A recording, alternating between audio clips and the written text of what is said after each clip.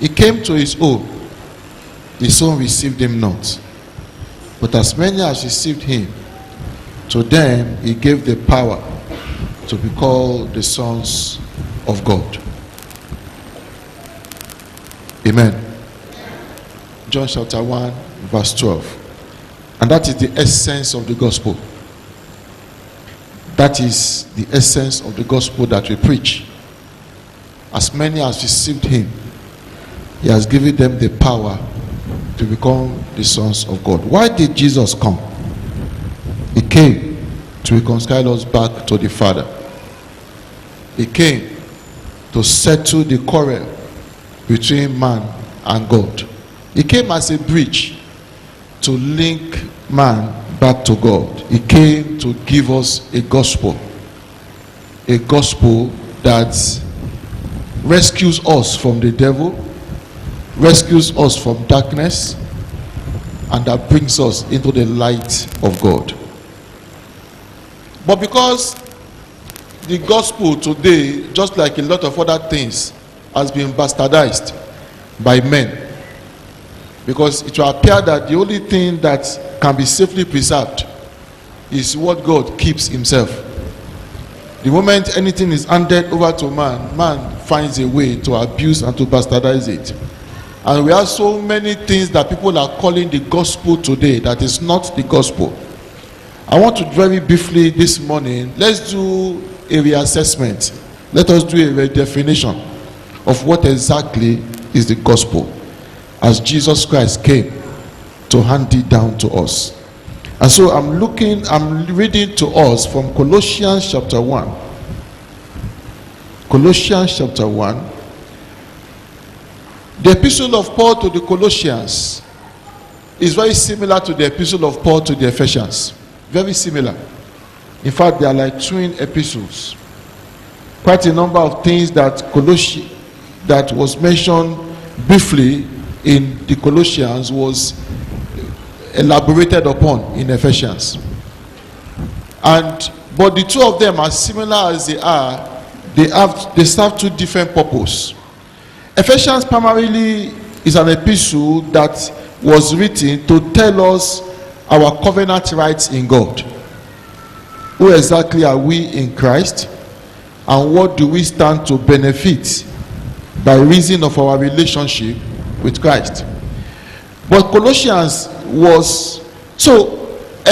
was coming to state our benefit, who we are in Christ, to state who we are in Christ, and to state the benefits that is available for us in Christ. But Colossians is coming to restate, to reaffirm who we are in Christ. Why was this so?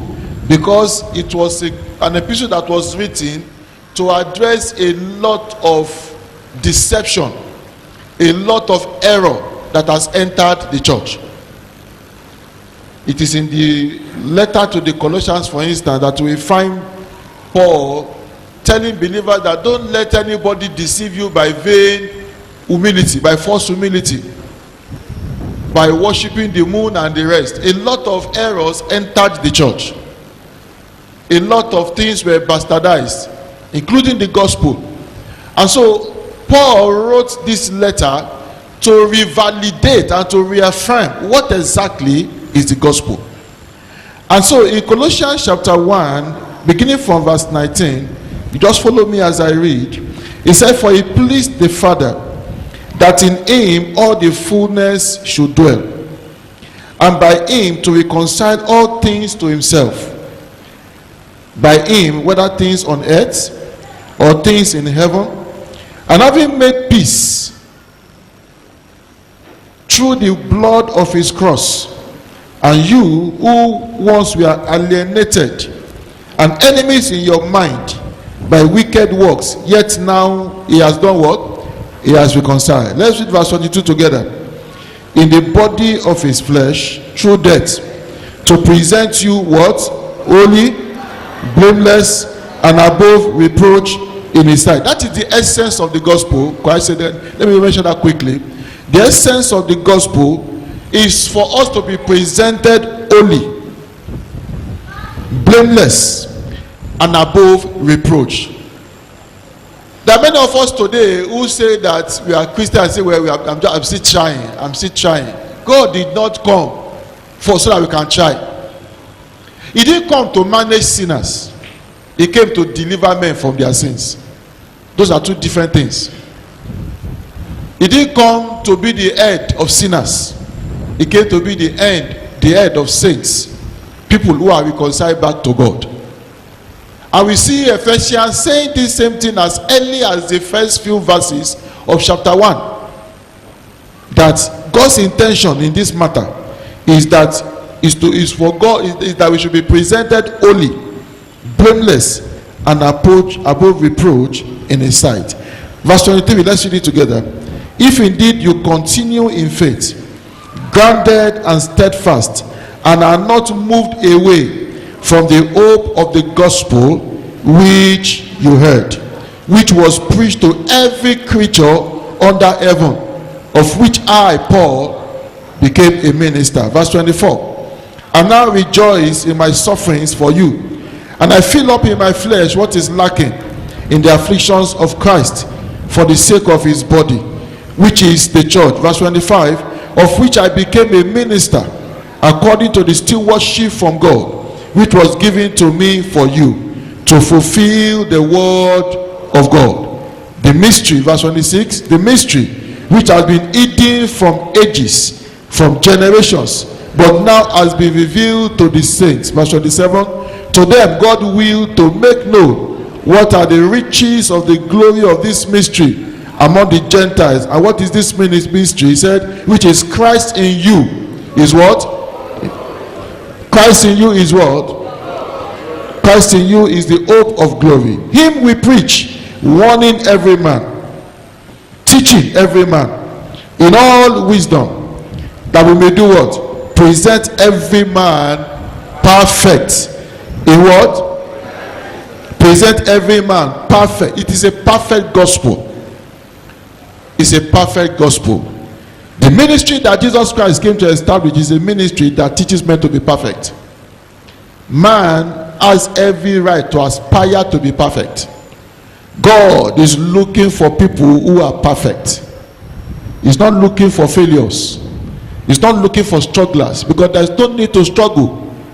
He's looking for people who are perfect. And then verse 29, let's read it together.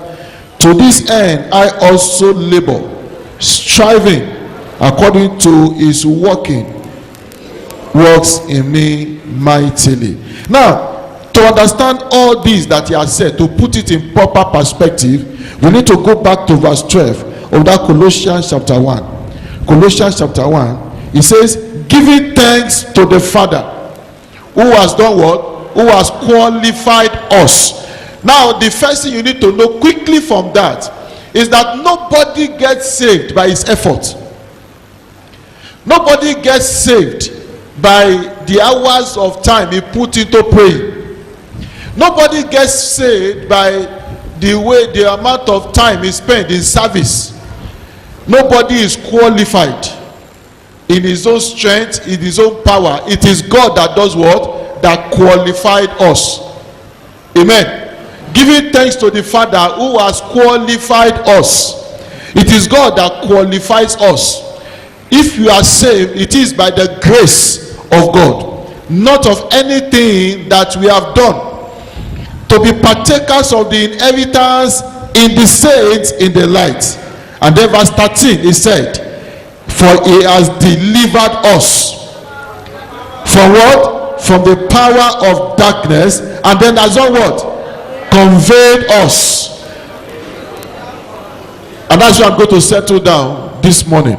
He has delivered us from the power of darkness. And then New King James Version says he has conveyed us. Other version says he has transformed us. Amen.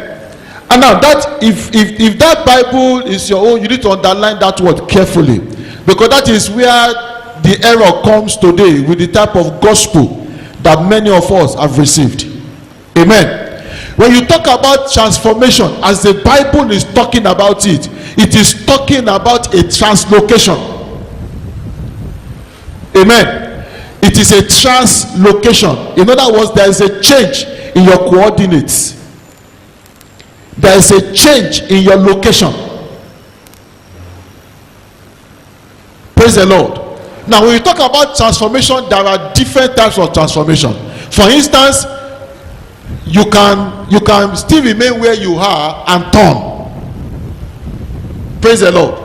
You are facing here before, and then you now turn and you begin to face this direction. That is rotational. It is a transformation too, but you are still where you are. You have not left where you are. What has happened to you? You just turned. Praise the Lord. Now, that is what some people are calling salvation today. That is the type of gospel that some receive today. They turned. They are still where they are. They are still the same carnal person they used to be. Everything that the devil has done in their life is still very much present. The only thing that has happened is that they have now turned. Praise the Lord. But because they are still where they are, nothing really has changed.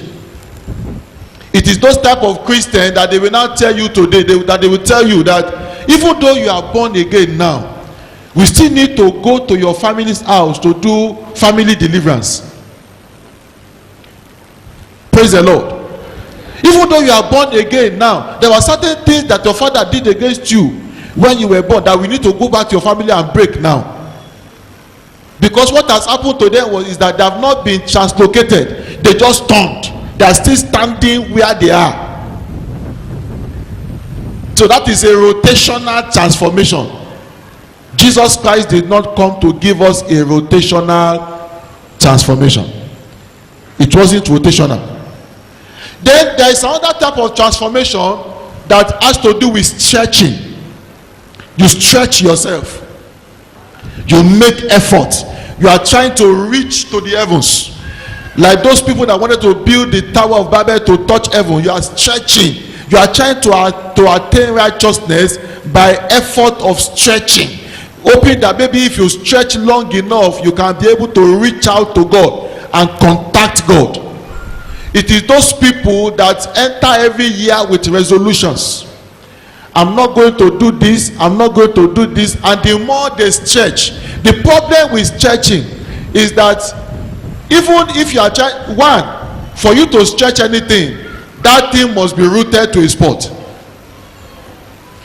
The location, it has been rooted, it is still standing where it is. In fact, you pin it down at one end, and then you now by force, you now apply force to stretch it in a direction.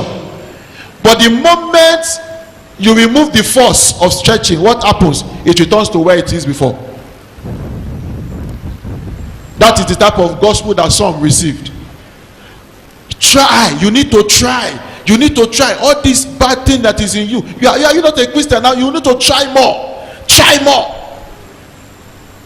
Praise the Lord. Pray. You need to pray. Pray that God. You see, we are not saved by praying. Even though prayer is good, it is not prayer that saved anybody. And so, no matter how much you stretch out yourself to touch God, that effort will only end in futility.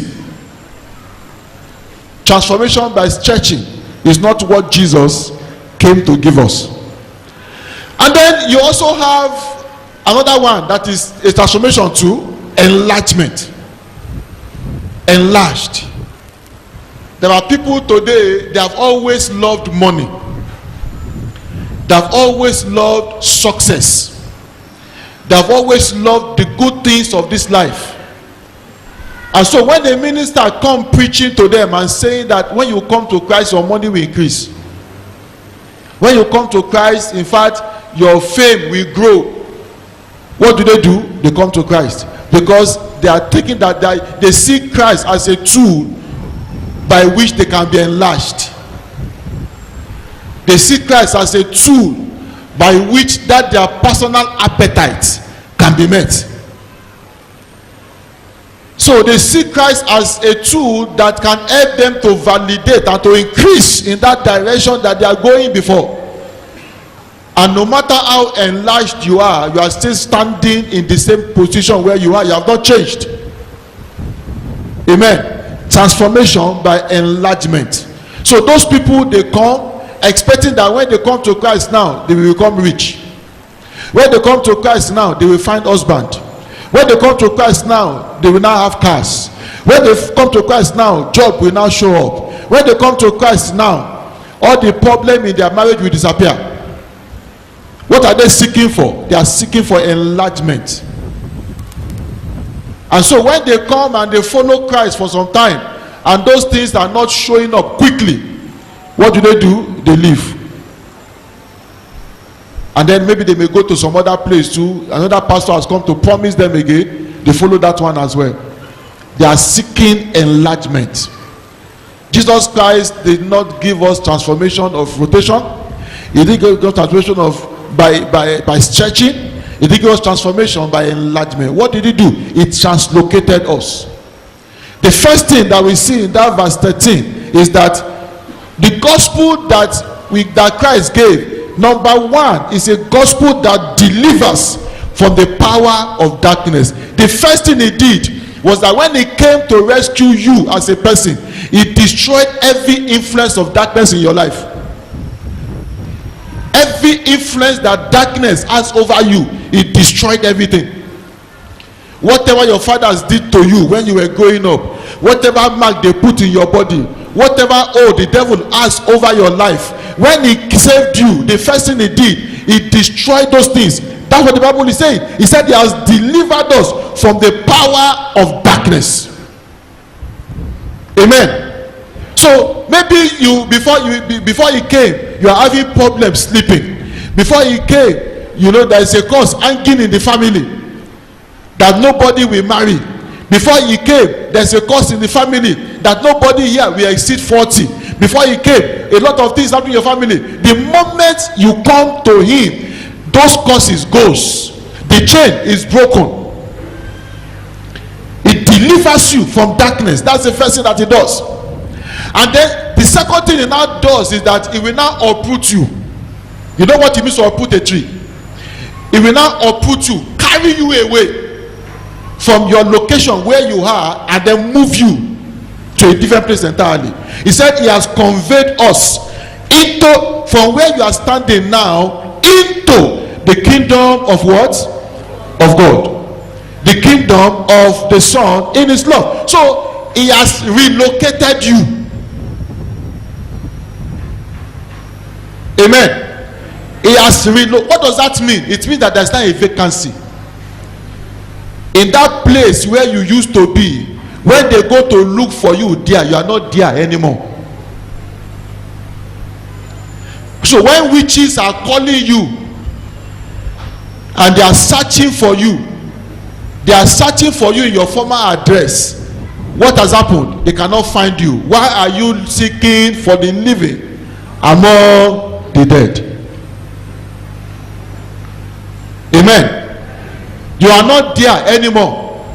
So those who want to look at you in a mirror, they are looking at the old address. They can't find you there because you have moved. And the way you moved, you didn't move slowly as if a snail or tortoise is moving. It was a power. You didn't move yourself. It was a power that uprooted you. That's the power of God. The same power that raised Christ from the dead. It was that power that uprooted you from where you are and then moved you into somewhere else. And when you moved, you did not just start by the periphery of the kingdom. You were moved into.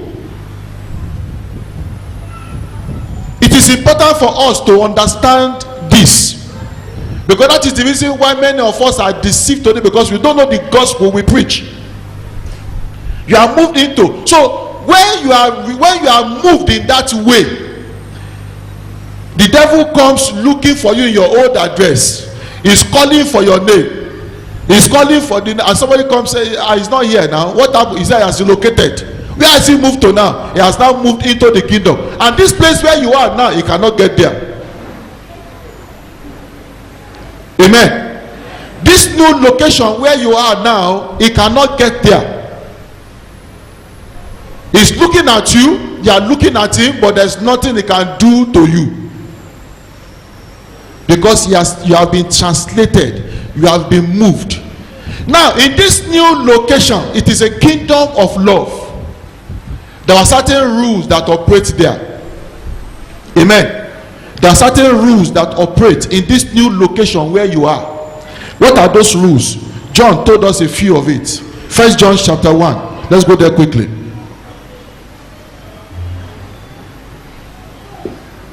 1 John chapter 1, verse 5.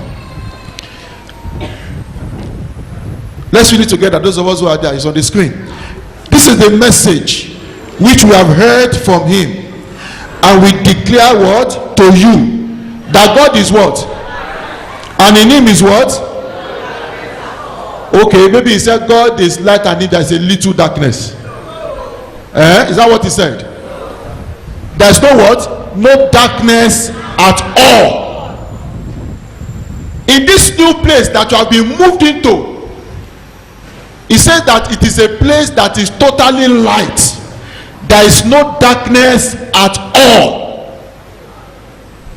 So you cannot be in this new location and you are saying that, well, I thank God that God has saved me, though this problem of pornography, one day the Lord will deliver me. It's darkness. You are not there. You are still in your old location. What you have experienced is maybe rotational. It is not yet translational. Praise the Lord.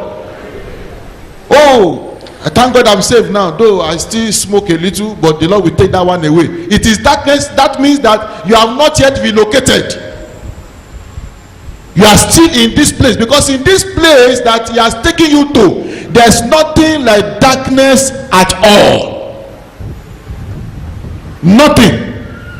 It is the scripture that we are reading now. And then what does verse 6 says? 1 John chapter 1 verse 6. If we say that we have fellowship with him and walk in darkness, what do? He said, what are we? We lie. This is not the words of the Reverend. That's what we see in the Bible. If we say that we have fellowship with him and then we are still walking in darkness, what is? He said that you are what? A liar. And you do not practice the truth. You are a liar, you do not practice the truth. So if you say that you are in this walk with God now and you are still keeping a mistress outside, what are you? You said that you are now being transformed. You are now in this new life, but you still change figures in your office. You still change numbers. You still embezzle money here and there. What are you? You say you have been conveyed. You are now in this new location, but you get to work. Other people, you get to work 8:30. You're supposed to resume 8 o'clock. You get to work 8:30. Others are writing that they got there 7:30. You put your own there too. You got there 7:30. What are you? A liar. Maybe what happened to you was that you turned. You have not yet been translocated. Praise the Lord. So when you have been translocated, you have fellowship with him. In verse 5 he said this is the message. In verse 6 he said, if we say that we have fellowship with him and then we walk in darkness, he says we lie, we do not practice the truth. Then what does verse 7 say? But if we walk, wait there. In verse 6 he says if we say. In verse 7 he says if we walk. Your walk, you must walk the talk. Praise the Lord. You must walk the talk. There are many people today who are talking, but they are not walking the talk. That's what many people are doing. I'm a Christian. I'm born again now. I'm this. They are saying all those things, but they are not walking the talk. And unless you learn to walk the talk, then you are a liar. He said, but in verse 7, let's also read it now. He said, but if we walk in the light, as he is in the light, what happens to us? We have fellowship one with another. Stop. That fellowship one with another there. Who is he referring to? He's not referring to Pentecost. He's referring to God. That if we walk in the light, as God is in the light, then myself and God, we have fellowship together. We have fellowship together, and in that fellowship the blood of Jesus cleanses me continually from all sin. So when God says that his seed is in him, he cannot sin. That is the reason why. That as long as you are in fellowship with God, the blood of Jesus is forever flowing, forever cleansing you, forever cleansing you. He says he cleanses you completely from sin. Praise the Lord. So we find that when we are walking with God, we are totally free from every encumbrance that the flesh brings, from every sin that the flesh brings. You cannot be in this new place, that he has moved you to, and you are bearing grudge, you are bearing malice, you are keeping girlfriend somewhere, you are keeping mistress somewhere, you are quarreling with your wife, you pack out of the house, and every attempt that is made to settle you is a lie. Nothing can be settled, and you say you are now in this new life. It is not true. It is not true. Because in this new life where we are, it is a life that is filled with love. It is a place that is totally light, and there is no darkness there at all. There's no darkness there at all. If you go on in that same First John, if we move from where we are, that's chapter 1, and then we move to chapter 2, there are so many things that have become deception today in the life of many of us that we need to be aware of. First John chapter 2, and then he started from, let's read verse 3. Let's read verse 3 together. Now by this we know that we know him, if we do what? So what is the evidence that you know God? I can't hear us. What is the evidence that you know God? Is it by coming to church that you prove it? By giving offering? He says that this is how we know that we know him. By doing what? By keeping his commandment. Verse 4 says what? He who says I know him and does not do what? What is he? There are so many lies in the Bible this morning. John is very direct. He who says that I know him and does not keep his commandment, he says is what? Is a liar, and the truth is not in him. Is a liar, and the truth is not in him. Verse 5. But whoever keeps his word, truly the love of God is perfected in him. By this we know that we are in him. And then verse 6. He who says he abides in him ought himself also to walk as he does what? As he walks. So if you are in this new place, you must walk the way he walks. You must walk the way he walks. Then we find some people at times, they want to put one leg in their old location, and they want to put the other leg in this new location. And I don't know, have you ever found anybody walking with scattered legs before? How convenient it is. There are so many people today in the church with scattered legs. They want to put one leg in their old life and then one leg in this new way, and they want to begin to walk that way. That is not something that will help us. Verse 7, what does it say? I'm not writing to you any new commandments. Praise the Lord. Let's read it. Brethren, I write no new commandment to you. It is an old commandment. He says, I'm not saying anything new. I'm not telling you anything new. I'm telling you what has been established before. What does it continue? But an old commandment which you have heard from the beginning. The old commandment is the word which you heard from the beginning. And then verse 8, he says, again, a new commandment I write to you, which is true in him and in you. Because darkness is passing away and the true light is already shining. Now verse 9. He who says he is in the light, and then what does he do? He said he hates his brother. What happens to him? He's in darkness till now. I just just don't like the way he talks. I don't hate anybody. I just don't like the way he talks. Bible says that you are in darkness. You say you are born again, it's a lie. Let's just keep our distance. I don't want to relate with him. He said that you are in darkness till now. He who hates his brother, he who says he's in the light and hates his brother is in darkness till now. But he who loves his brother abides in the light, and there is no cause for stumbling. Why do people stumble today? Because they are walking in darkness. Nobody walks in the light and stumbles.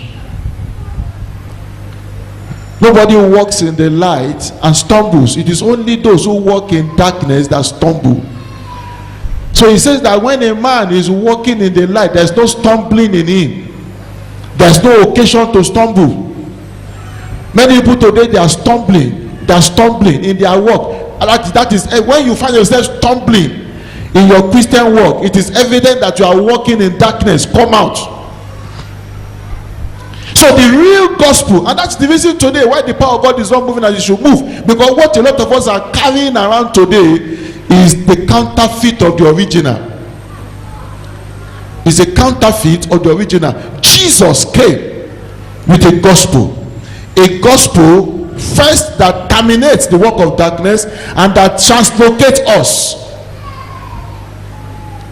He knew that there is no way we can remain in our old location and prosper. So what did he do? The moment he destroyed the work of darkness around us, for us not be affected, not to be affected again, he quickly moved us and relocated us to a place where he knows that darkness cannot reach us. And so if you are standing in that place, if you are operating in that place, and he didn't put us at the periphery of the place, he said he put us deep into it. So it is not a place that where darkness can reach. It is not a place where afflictions of life can reach. And for those of us who understand that is what has happened to us, then you can begin to demand your rights in terms of what the devil is doing to you to stop it. But if what you have done is that you are seeking enlargement, or you have gone through stretching, or you have gone through rotation, then it is a life of perpetual struggle. That is a fake version of the genuine gospel. This Christmas season, you need to ask yourself, which one are you? Which one are you? Have you experienced the genuine gospel that Jesus Christ came to give? Or is it that you are just going through stretching and you think that you have the gospel, you are just stretching, I'm going to try. You can never in your power please God. Zacchaeus knew, because he will always be short. Zacchaeus knew that he was too short to meet with God. He knew that he needed help to leave his location, to be lifted above his present position. So he climbed the sycamore tree. Whatever effort you want to make, no matter how much, if Zacchaeus had not done, if he had remained on the ground and wanted to keep stretching, and there's no way he can stretch enough to see Jesus. There's no way. And every time he tried to stretch, he will come back. That power, that force of gravity will pull him back to the ground. But he knew that for him to contact Jesus, he needs to go off the ground. And the same thing goes for us. If you think that it is by stretching that you can reach out to God, you will always fall short. You will always fall short. And listen as I close. The quality of the fruit that a tree produces is not dependent on the branch. It is dependent on the root. Where are you rooted? As long as you remain rooted in that your old life, there's nothing good that your life will produce.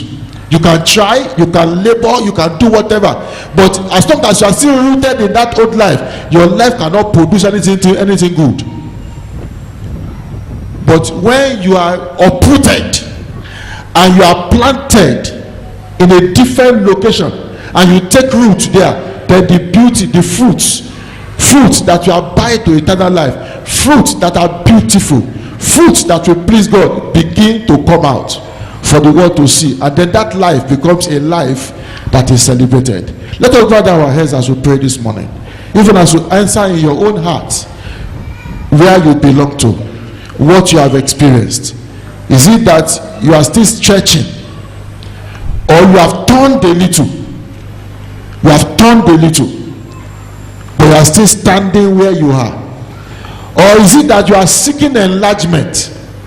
You came to Christ because you are seeking enlargement. You came because there is a promise that when you come, it will remove all your problems. It will give you money. It will give you wife. It will give you husband. It will take away your sickness. It will take away that marital challenge. That's why you came. You are seeking enlargement. These things will not give you the genuine gospel. It won't produce the genuine salvation. But the genuine salvation is translocational. It's transformational.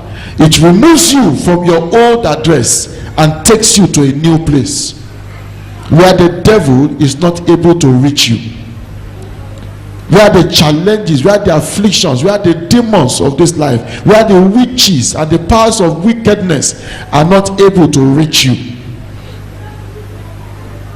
That is the gospel that he came to preach. That is the gospel that he brought. And if you have not accepted that gospel, you have an opportunity to accept it today, just by asking Jesus. It is not struggle. It is not struggle. You don't need to struggle. It does everything when you release yourself to him. It will destroy the work of darkness around your life, and then it will now uproot you and carry you to this new location. That is what he wants to do. That is why he came. That is the ministry that he came to fulfill. And if you cooperate with him, he will do the same in your life. He will do the same in your life. If you want to have this new gospel today, this new experience that Jesus came to offer, just raise up your hand and I just pray with you. He said he has delivered us from the work of darkness. He came to deliver men from the work of darkness, and he came to convey us. This morning you can be conveyed. He can uproot you. The power of God can uproot you out of your present location and move you to the kingdom of his dear son. You want to have that experience. Maybe what you have experienced before is turning, is stretching, but you want to have the real thing. You can just raise up your hand and I pray with you. We thank God for those hands that are up. And Father, we pray for these ones. Thank you because your word did not come this morning to condemn anybody. Your word did not come to put guilt upon anybody. Your word came as usual to show us the way and to correct the errors of our ways. For these ones whose hands are raised up, Father, the genuine experience of salvation, may it be their experience today in the name of Jesus. May it be their experience today in the name of Jesus. May it be their experience today in the name of Jesus. For this purpose was the Son of God manifest, that he might destroy the works of darkness. In the life of these ones, Jesus came. Bible said he delivered us from darkness. These ones, by reason of the hand that they raised up today, may the works of darkness be totally destroyed in your life in the name of Jesus. May the works of darkness be destroyed in the name of Jesus. May the works of darkness be destroyed in the name of Jesus. It says he conveys us. Because you raise up your hand this morning, he's not just destroying darkness alone, he's relocating you now. He's relocating you to a place where the devil cannot reach you anymore. All these people that say, oh, let us go and do family deliverance for you, you don't need any deliverance anymore when you are saved, because where he's moving you to is a place that is a new location entirely. The devil cannot reach you there. The grace to remain in this location, receive in the mighty name of Jesus. Receive in the mighty name of Jesus. Receive in the mighty name of Jesus. Every yoke of sin is broken in Jesus' name. The new life springs forth inside you. Thank you, Father. In Jesus' name we have prayed.